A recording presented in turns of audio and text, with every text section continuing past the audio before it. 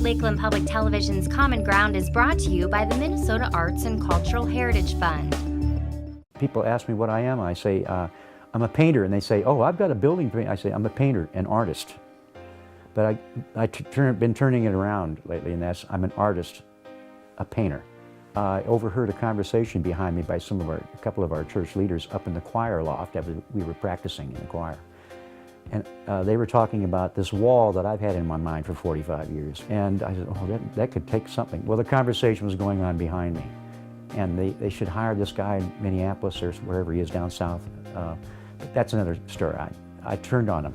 I said, don't you be hiring that guy down there. He's too expensive and he won't come here. If you're going to do that, you hire me. Because I've been looking at that wall for years. And I says, but I understand that it'll be difficult because everyone around here doesn't know that I paint like these paintings. And I'm a landscape painter and a realist painter and a lot of other things in paint. But they only know me as Mike DeWitt, the Christmas window painter. They won't hire a Christmas window painter to paint on their walls, so I took a year of hanging a painting every month outside in the narthex. And stirred up some dust, and about the 11th month, I put up a painting called The Door on the Wall, and that was it. Everybody talked about it, blah, blah, blah, blah. Open doors, open minds, open, with the Methodist Church. And so then we brought it to the church council. And I had a couple of spokespeople, too, at that meeting, and they decided to do it. And so that's how it got started. This is something still, it just kind of dumbfounds me because they called me out good and hard. They said, just make us something.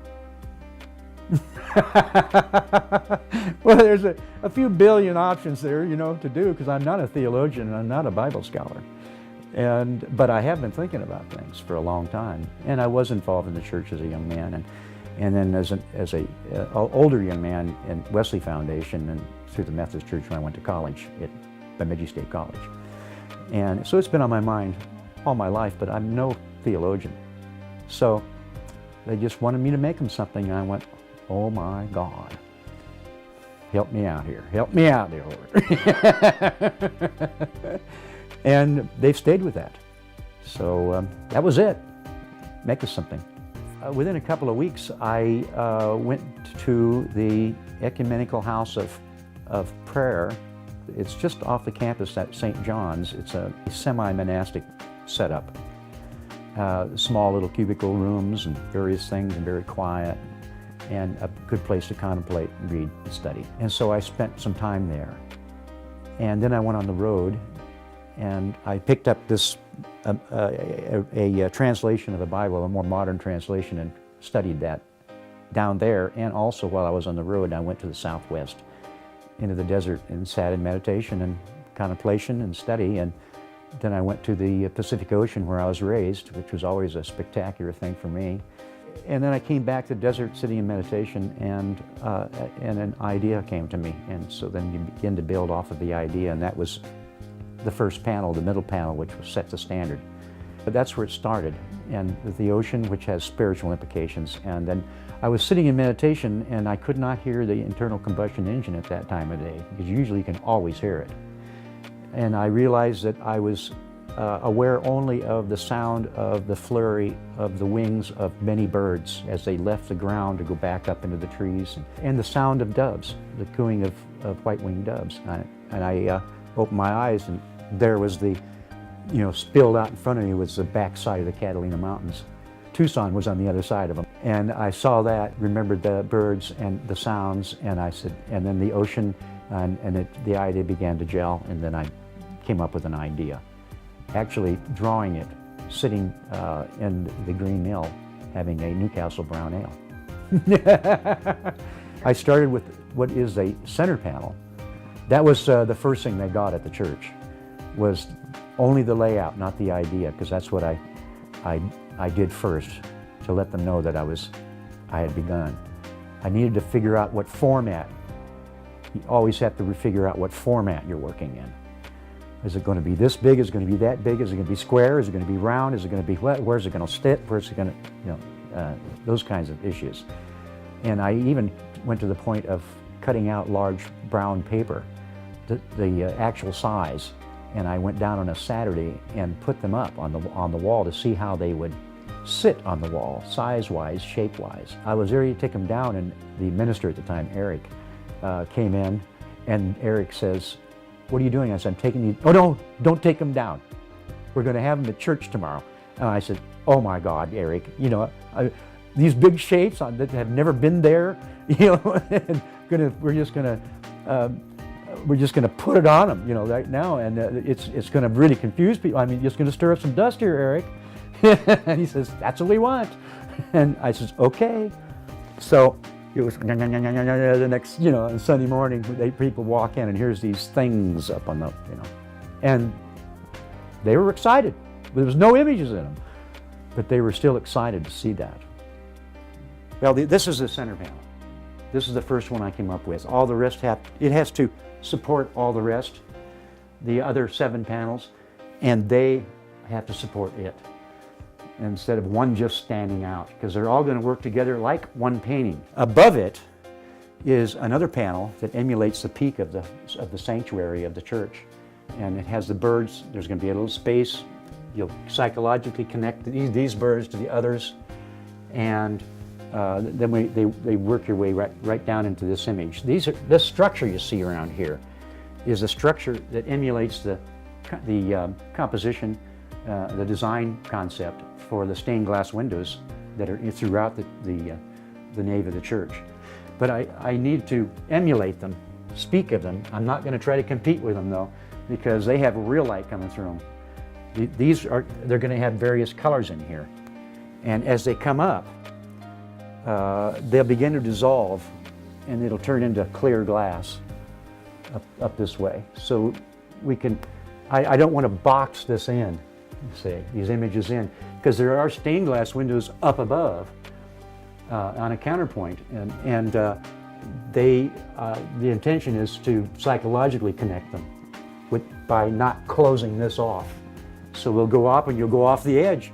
Then you'll look up and see the stained glass windows up above them. You know, living things came out of the ocean. I mean, it's talking about where we came from in a sense. You know, and there's a lot of people that don't look at it evolutionarily, but the argument for that is pretty doggone strong.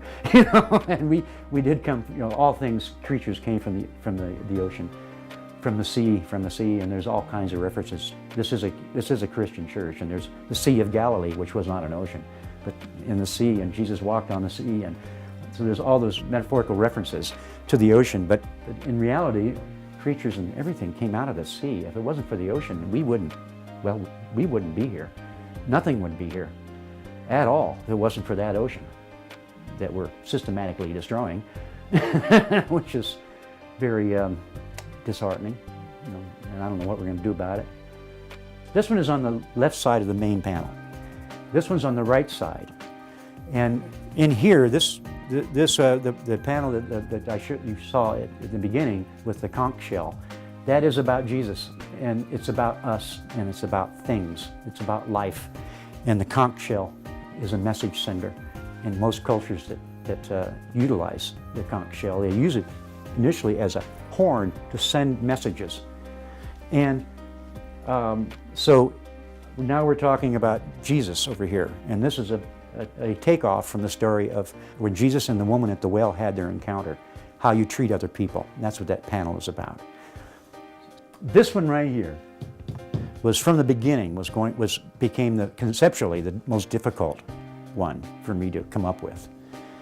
For one thing, I didn't exactly know what I wanted to do with it. There was something inside that wanted to be pushed out. I know it, but part of it had to do with a statement I made to the committee. I says, I want to talk about the light side more than the dark side of things. There's a history throughout churches of always talking about the dark things, the pain and anguish, and so, because there has been a lot throughout the whole history of human beings. But I wanted to talk about the light things, but I knew that I couldn't get away with that, because so important to all this is the contrast, and that is the dark side of times. And I knew but I wanted to talk about it from the light side. I asked one of my committee members, I told her what, and that was Becky Lubin. I said, I told her what I wanted to do. I need to talk about the dark side of times, so forth and so on. She goes, have you read the story of Elijah? And I said, well, I have to admit that I really haven't. Well, read that and see what you come up with. And I read it, and Elijah's life had just gone right down the tubes, and he retreated to this cave to lick his wounds, and what did he find? He practically running away from God, and he found God there. And so I wanted to develop a cave. I remember growing up, especially in Illinois, these mammatus clouds.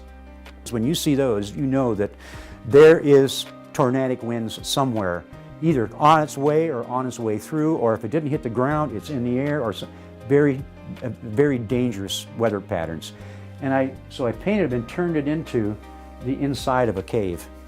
And so then I'm saying, when you've retreated to your personal cave to lick your wounds, you fill your wine goblet, which has some metaphorical implications for certain in the Christian church. You fill your goblet with that which is most precious. And this pearl is an abalone Baroque pearl. It's one of the most precious ones in existence, naturally made. And I gave this glow around it, which is the same glow that's in the Orion Nebula, to connect it with the larger things.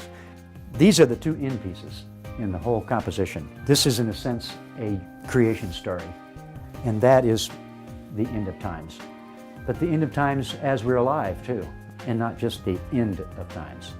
What I try to do with this panel is, I have an issue in me that the creation happened a long time ago, and then it was done. And that's not the way things work. It's a process, and I put this in here. This is really the Orion Nebula.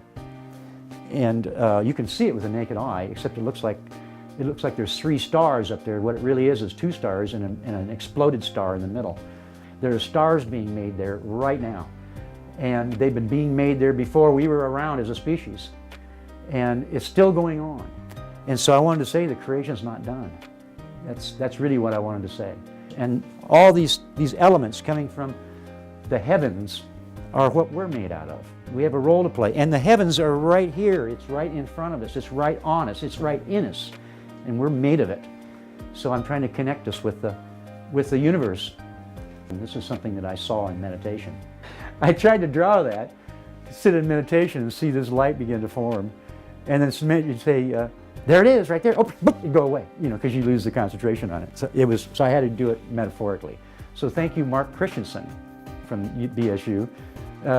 Said, well, Mike, maybe you're just going to have to say it metaphorically, with this deep voice, So I did it that way. But it's returning to the light, going to the light, headed to the light. It's references throughout the Bible, and in other persuasions, spiritual persuasions, and religious persuasions too. This issue of the light, especially in the Buddhist realm and Hinduism. It's a path. I walked through the woods to see how the path worked. I walked out in the woods and took little shots of it, and then I painted it. And when I got done painting it, I realized that wasn't just my path. That is a trodden path. So it's either one guy did that many times, which metaphorically is not bad to think about, because you return to the light when you need to, and as often as you need to. You keep returning to the light.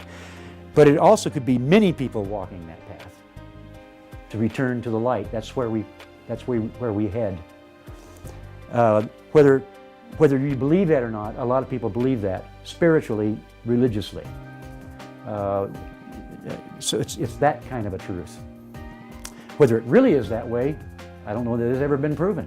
I don't know if it needs to be proved to be truthful. It's been a journey for me. I don't know that it was God's will.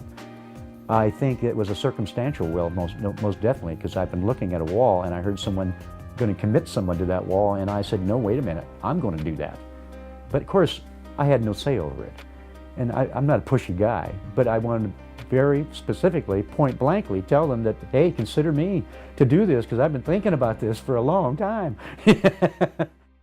If you enjoyed this segment of Lakeland Public Television's Common Ground, consider making a contribution at lptv.org. If you have segment ideas pertaining to North Central Minnesota, contact us at legacy@lptv.org.